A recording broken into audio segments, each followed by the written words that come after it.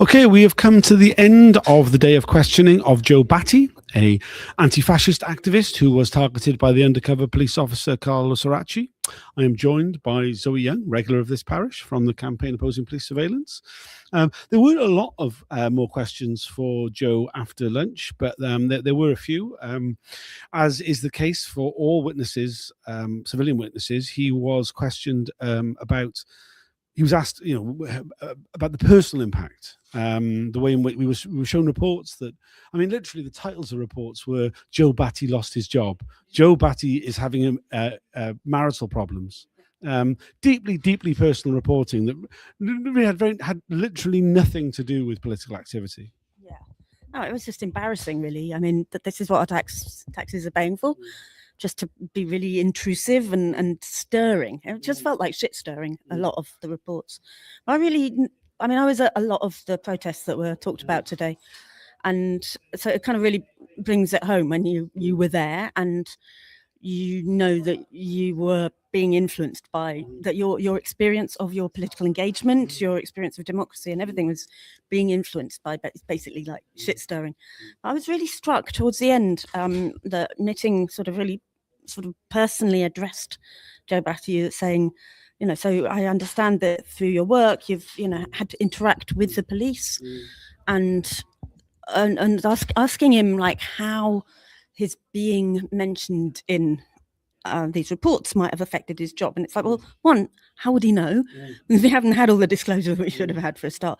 But two, it felt like he really was treating him more like his equal at a certain level, in a different way to the way he's treated quite a lot of other witnesses who haven't necessarily been white men with some sort of professional status. I think the fact that Joe Batty is a freeman of the City of London, that he has had a career that is at the very top of his profession, it makes him a man of substance. And we know that members of the establishment, such as sirs and High Court judges, view people very differently. They understand they have an understanding of hierarchy, which means that someone such as myself, or anybody who's been a witness at the inquiry, are not don't carry as much weight as a man who is a freeman of the City of London, who has had that kind of career, who has had professional dealings with the police over many, many, many years. And it's simply, as is the case for everybody in this country, is treated differently based on how he's perceived by the aristocracy. Yeah, it was just really blatant. I didn't even know that about him being a freeman or whatever. I was just like, oh, he's clearly perceived as somebody valid, almost, in Mitting's world. Mitting refused to have a diversity panel who might have helped him to understand issues of class, race, gender, etc., that are so central to this whole story. But something else that really struck me was they were discussing what happened when Occupy London Stock Exchange happened. When was it? It was about 2011 or something. Yeah. This was when at the end, Sir John Mitting asked Joe Batty to explain his professional history and the interactions with the police. And basically, he just gave his CV. It felt like. Yeah, and I was quite involved in that. I was there. And at the Occupy camp, which was literally just outside. Literally outside. Outside this building are a series of big sculptures on columns, which are made by my sister, Emily Young. And I actually had my sister come down and address the Occupy movement at that time. And so I'm very aware of all this. But also what he was speaking about today was that he'd been liaising as someone working in homelessness to make sure that all the people who'd been attracted, as he put it, to the camp, people with maybe mental health, substance abuse issues or whatever, had somewhere to go.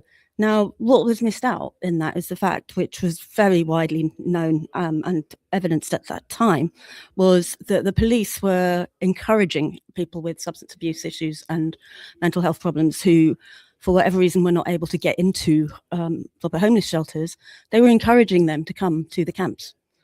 And that was a major reason why the Occupy movement, as it was just outside here and in Finsbury Square, why it kind of fell apart, because you had a lot of well-meaning political people holding an occupation and trying to shore up all the gaps that austerity had created in the social support services for people with substance abuse and mental health crises. And they were besieged. They were literally besieged by all sorts of people with all sorts of problems. And they had no training, no safeguarding protections. A lot of young people with their own vulnerabilities were just engaged in politics as they thought. And they ended up trying to kind of do social services.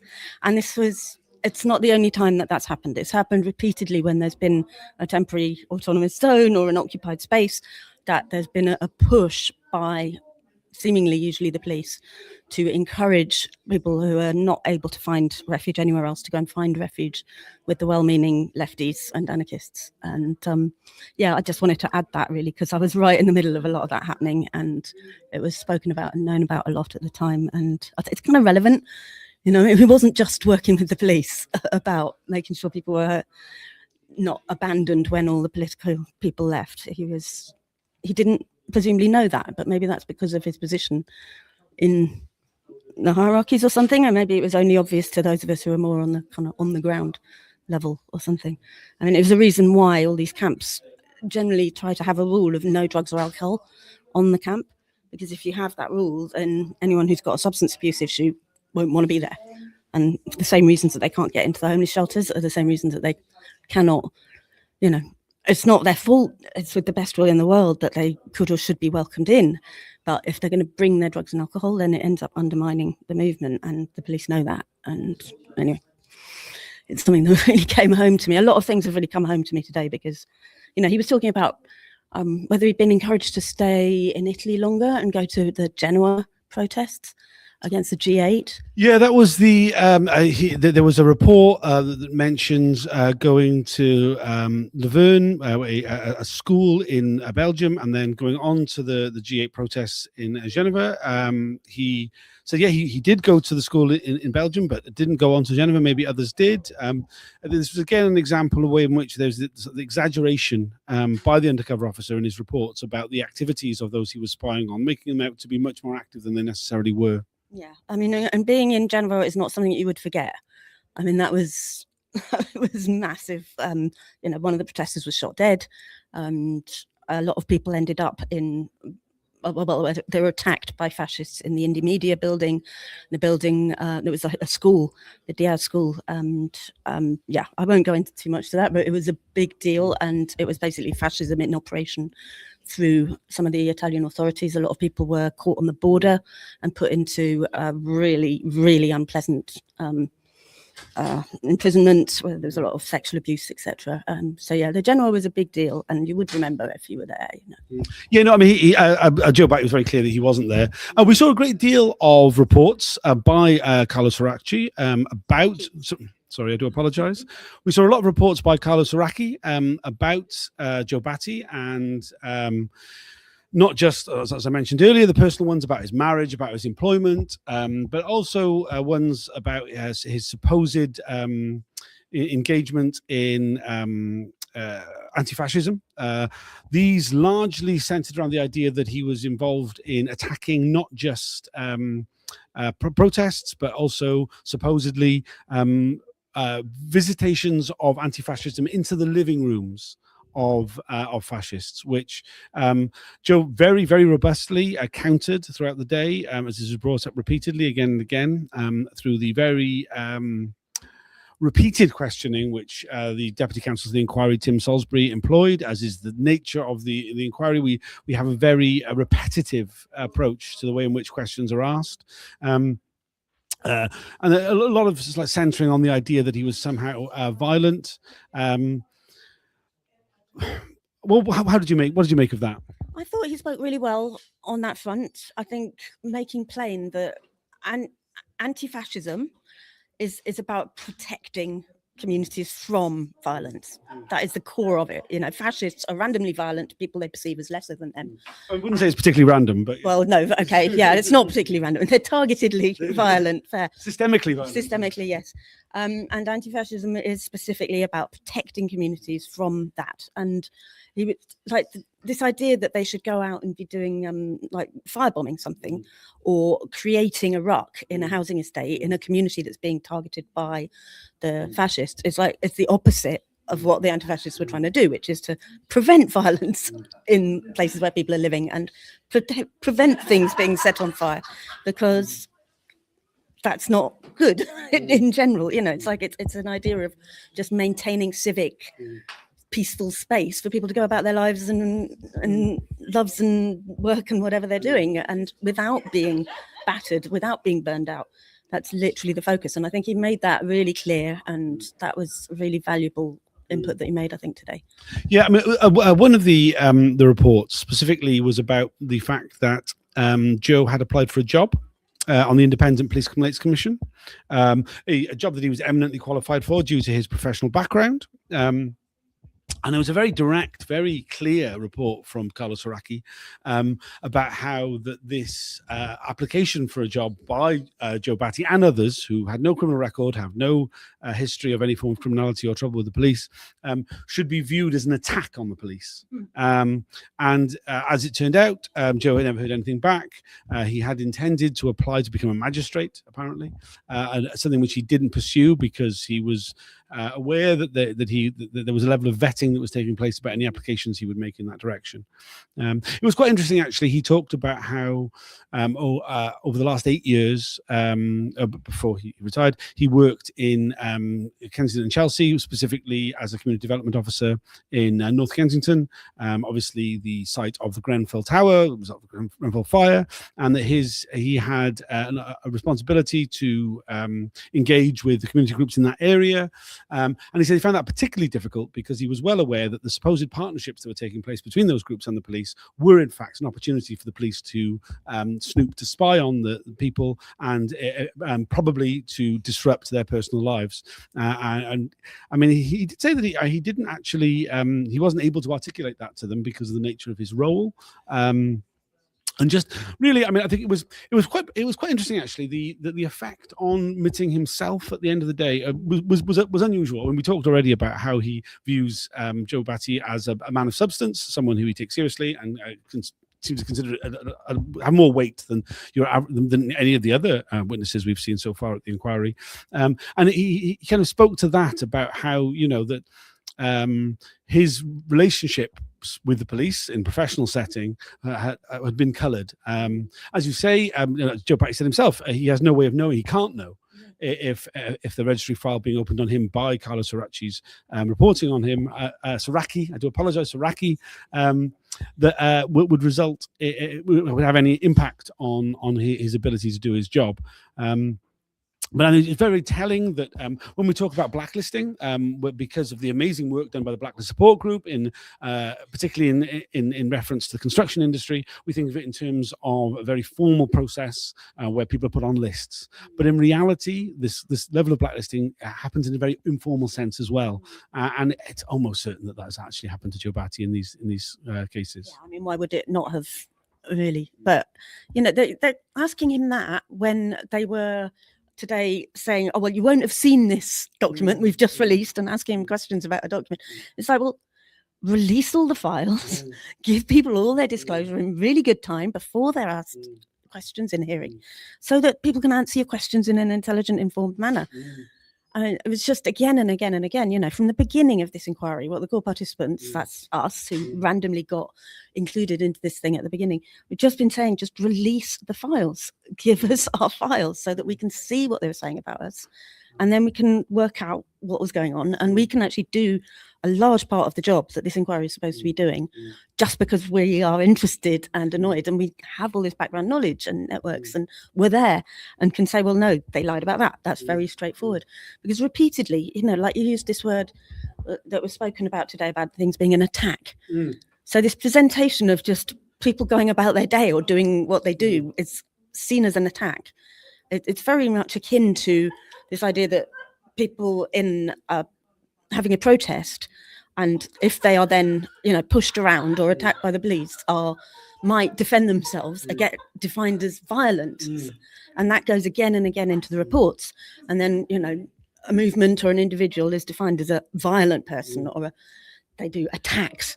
And it's not violent, it's not attacks, it's just trying to go about your day, it's trying to do what needs to be done for democracy, for accountability, for actually stopping yourself getting knocked down by a big guy with a truncheon or whatever it might manifest as at that time. But it's a question of discourse that the more time I spend in this inquiry listening in, you hear it again and again, this sort of assumption that people going about their day as somebody on the streets on a protest, somebody black, somebody gay, somebody working class, somebody who really feels strongly that spirit that supposedly everyone had coming out of the Second World War of, never again, no passaran, we don't accept fascists on our streets. That just by existing and going about their day, and living their values is somehow an attack. And that's really problematic. And I think we need to really watch out for it because it comes through so often in the questioning and the assumptions that sort of underlie what the judge overseeing it sort of seems to be taking from it. Sometimes, not always. Sometimes he comes away with good insights, but too often he just is lacking that diversity panel that would help him understand the lives that are different from his. Yeah, there's a couple of things I'd like to pick up on. One of them was we were taken through the counter protest to a National Front demonstration outside the Cock Tavern, where some members of the Irish community were attempting to have a meeting that was opposed by the National Front, and there was a number of arrests of the counter demonstrators at that particular event. Their details were taken, and then there was no further action. However, those specific details, which we were led to believe in certain cases were quite unique. There's no suggestion that they were untrue to the police, but certainly there were unique details that would be given to the police, ended up in the next issue of The Flag, which was the National Front's fascist newspaper. This isn't the first time. We heard something very similar happen to Mark Metcalf with Combat 18 publishing his personal details, which have only come from the police. And it's not something that the inquiry is looking at, but there appears to be a level of collusion that existed, maybe still does exist, between the Metropolitan Police and far-right activists. And I think this is like another layer of... We talk a lot about the way in which the SDS, the spy cops in general, targeted the far left. They targeted anti-fascists whilst leaving the far right alone, allowing them to blossom into the way in which we now see it today. But there appears there's another layer of that in fact, that there was an encouragement and a feeding of information to the far right by the police, particularly those... It seems like the targeted individuals were targeted by the spy cops. It wasn't just a matter of the SDS targeting these individuals. The police in general had it in for them, and they were using any means at their disposal for them to get attacked by the far right in other settings. Is there anything you want to say about that? Well, yeah, I mean, just remembering just a couple of months ago when they were talking about the Welling protests and one of the spy cop bosses was sort of like, we won, when far right sort of perceived to have the anti-fascists on the run and things. And yeah, that was very much the case. I mean, from the beginning, when we've queried why is it that only maybe one or two of the thousands of groups targeted were at all really on the right, of the far right. And we're always told, oh, well, the police have their other means of gaining that knowledge. Well, what is that other means? I mean, we were aware that in the 70s, like the National Front, the British National Party had chapels or whatever they called their little units inside police stations in London. We know what just happened with Charing Cross police, having a load of guys being sacked for being really crudely racist and sexist. And it's not that opaque what's been going on, but it would be nice if it was named in this inquiry, maybe. I mean, it's very clear that the police viewed anti-fascism as a form of criminality, a specific form of criminality of preventing fascists from being able to do what they do, which, let's be very clear, is bring violence to marginalized communities. And that they were willing to facilitate that, not just by preventing anti-fascism, but going further, which is incredibly chilling. One more thing, I mean, mention of the Cock Tavern reminded me that the Reclaim the Streets meetings were there for quite a while, in the sort of maybe late 90s, early noughties. I went to quite a few meetings in the Cock Tavern anyway. And over the next few days, we're going to be hearing a lot more about the undercover police in the Reclaim the Streets movement, which I don't know many people who never went to a Reclaim the Streets party. Maybe it's just the people I know, but maybe among the listeners as well. taking over a street, creating a temporary autonomous zone, playing music, having sandpits, games, sofas, fun. And for a long time, it was presented in the press as what it was, basically a street party, a bit of a carnival. The goal is to have fewer cars, less air pollution, less sort of separation of everybody into their own little space, and more collectivity, more space for children to play, more, we'd have a lot of, getting an old car and growing plants out of it. It was all about let's grow things instead of pollute things.